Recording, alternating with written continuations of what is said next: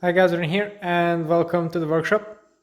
Today is an important day and many of you have been asking for this and waiting for this. It's finally time to review my S-Works Shiv TT, which is, if you are into time trialing, probably the most important time trial bike release in the last couple of years. So let's get into it. I'm going to divide this review into a couple of blocks. And yeah, if you're looking for this bike to buy it or just, well, out of curiosity, then pay attention because there's some information here that I don't think you will find anywhere else. Because let's face it, this is a pretty niche product, a very exclusive one, and not so readily available, and the information as well is kind of hard to get, which was a problem for me as well. So stay tuned. So before you get any bike, first you have to put it together. So now I'm going to rate the assembly process, the setup process, and the possible maintenance. And for that I would give a rating of 10 out of 10 because it's a super easy bike to build and live with. So basically, with this stock red axis setup that I have in here, no wires, no electric wires except on the base bar. So you get the frame, you take the rear brake hose, you route it through the frame, you take the front brake hose, you route it through the fork, they come up to the base bar, into there. Super simple, standard, almost preload nut. This little cover pops on there, blip box goes underneath. You take the wires from the shifters, you're set up. Nicely working seat post binder, seat post head, very standard. The cockpit, super easy to adjust. You've got the Shiv fit kit on there. Everything is nicely marked. The manual, assembly manual, super detailed. Threaded bottom bracket, normal through axles like on any other specialized bike. Really super simple, probably, or not probably, surely the simplest time trial bike that I've worked on so far, and that's a good thing. You might say, well, I've gone crazy because with disc brakes it can't be simple.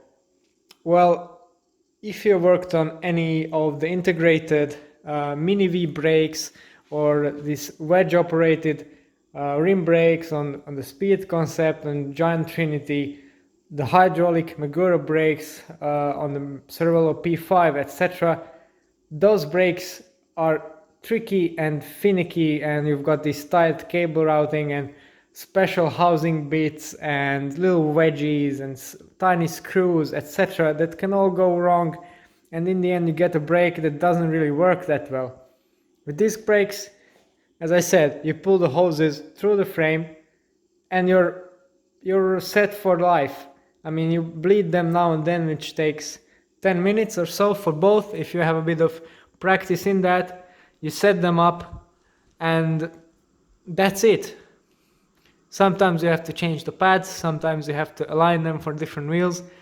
That's it, and they work. They're strong, they're powerful, they're well modulated, so it's a no-brainer here. And some people say they are necessary on a time trial bike. That's false. The fastest you will ever go will be on a time trial bike, and the faster you go, the better brakes you do need. Some people say they are slow and heavy, but we'll get to that later. So with the maintenance and assembly part, really I'm super happy with that. I've also traveled with the bike to do my aero testing, and that also is extremely simple. What I had to do was to remove the 3 tiny screws to get this cover off, then loosen the 2 stem bolts, take the base bar off, fold it next to the bike. Because of how the hoses are arranged in the frame and the fork, there is enough left so you can just easily pull the stem off, take the base bar off, lay it flat next to the bike, like hanging, you put a piece of foam in there, tighten it with zip ties, it's done. Super easy.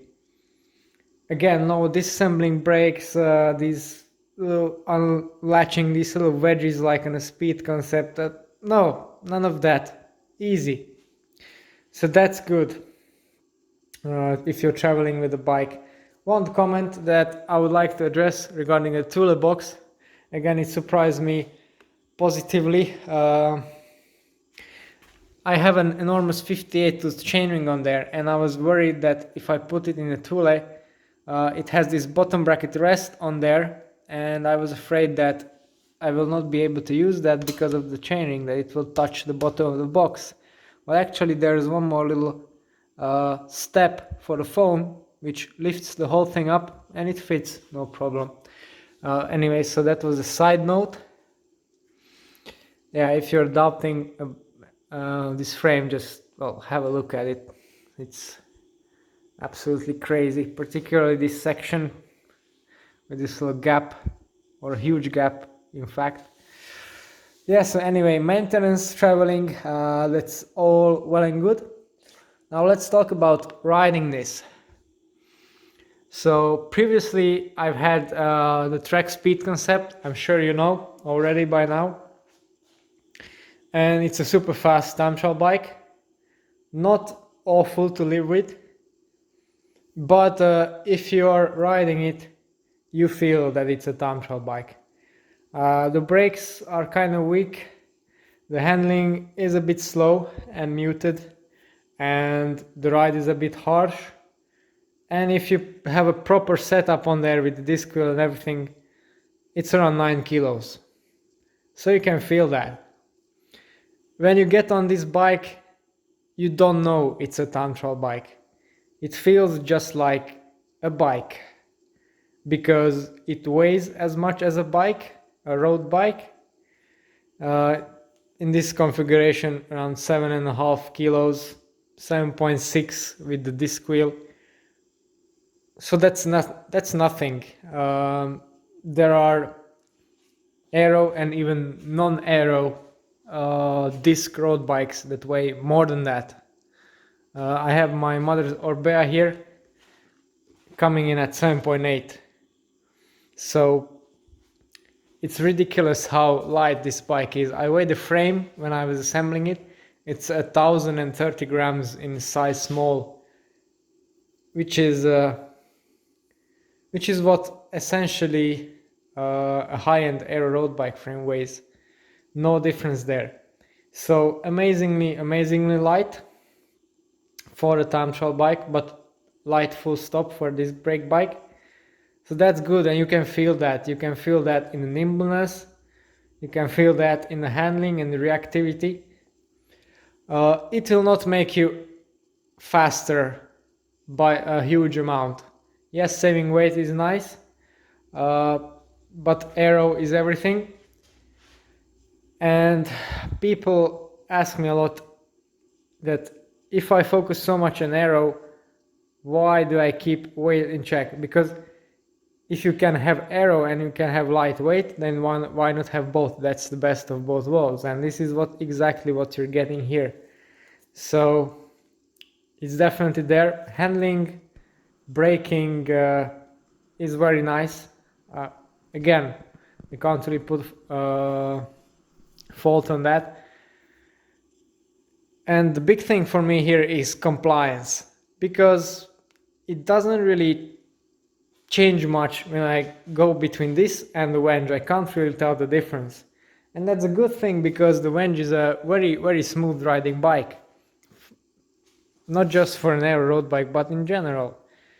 It's just very pleasant, so I'm very happy with that too.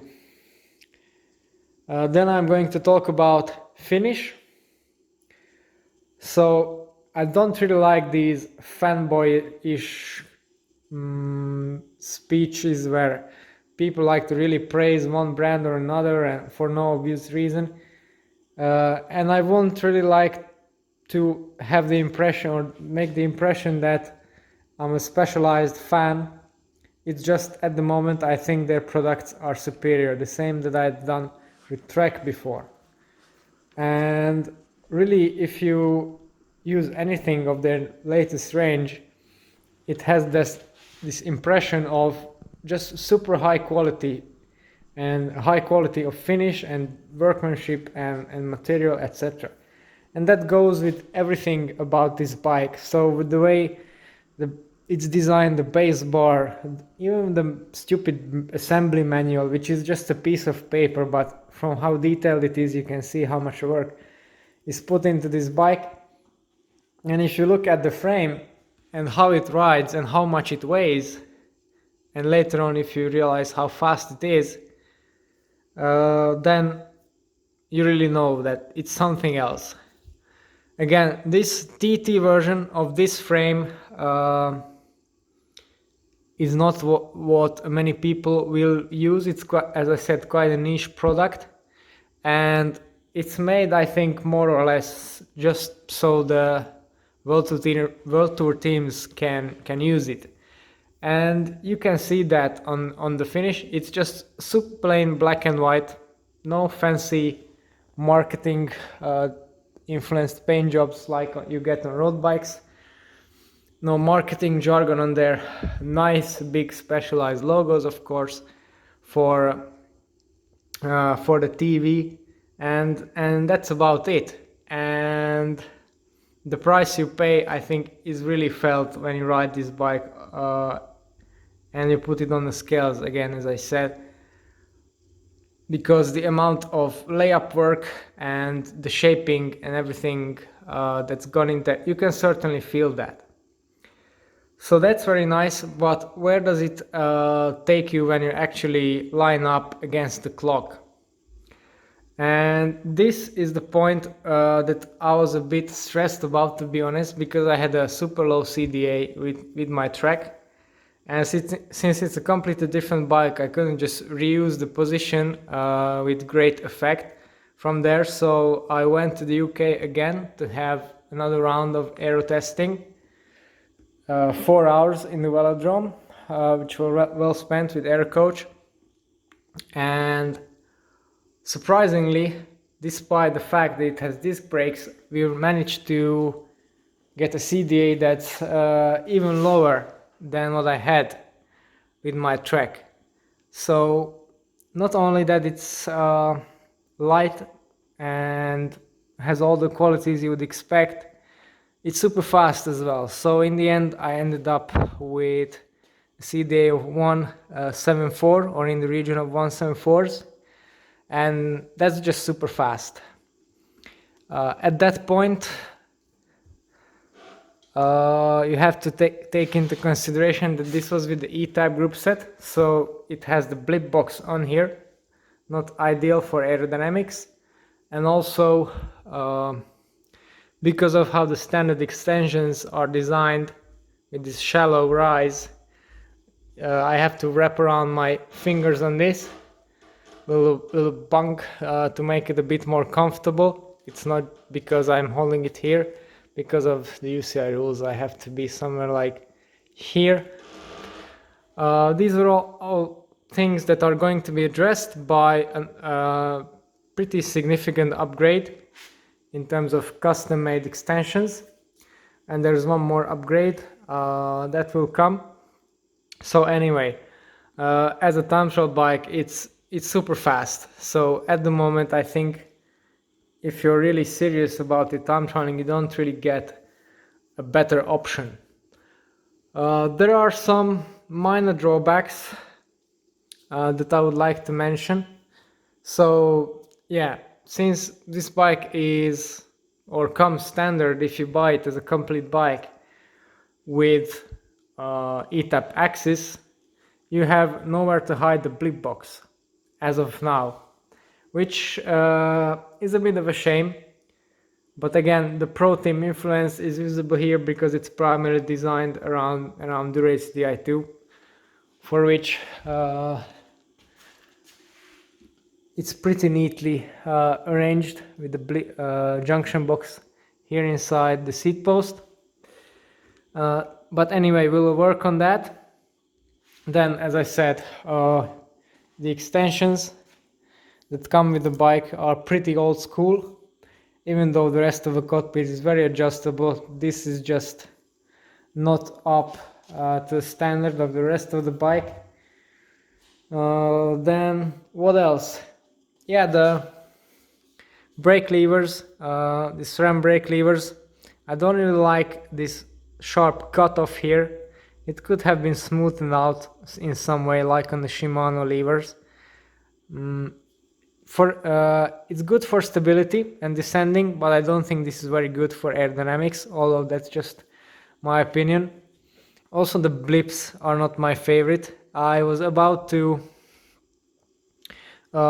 leave them like they are, but then I was riding my Venge with these super neat Shimano sprint shifters hacked onto the E-Tab group set, and then I decided that I need to have it the same here because it's just that much neater. And that's pretty much all of it I can say, really. Also, regarding the spec, a couple of drawbacks from the standard spec. So even though all S-Works bikes come with a ceramic speed bottom bracket, this one doesn't. It comes with a standard SRAM dub bottom bracket, which I had to replace myself for a ceramic speed coated unit. And it comes with the Cork Aero chainring, which is fine, but it's the 48 tooth version, so the smallest one. And that's fine for the average consumer, I think, but this is not a bike that an average consumer will buy. And 48 is really not what you're looking for when you're serious into time trialing and when you're looking at this bike in the first place. So that's one more, and I think pretty much that's all of it. I'm pretty sure that some of the smart guys out there will point out that I'm using a standard bottle cage here. That's true. I use it for training because it's practical, not because I don't know what aero is about. Obviously, it's not what I've achieved my 174 CDA with, but for training, that's what I'm using. Also, you have to take notice regarding the training setups that because of this little gap, the C-tube is kind of brought in and there's no space or even mounts for a second set of water bottle bosses. So if you want that, you need to have a solution, something like this on the saddle or some add-on, which is not the neatest setup, but for training it's good enough, and for racing you're not going to use the bottle at all anyway. And that brings me on neatly to one more burning question, and that's because a couple of triathletes have asked questions about this bike, and I wanted to use this for triathlon. And I'm sorry to say this, but that's not a very good idea at all, because this bike is purely designed for time trialing. It has the time trialing geometry, the seat angle, etc. And more importantly, as I said, all it has in terms of storage is one set of water bottle bosses.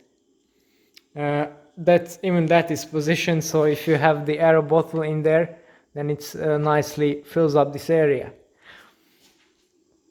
So if you were to put a whole host of Ironman distance nutrition and spares and other stuff onto it, you'll effectively kill it aerodynamically.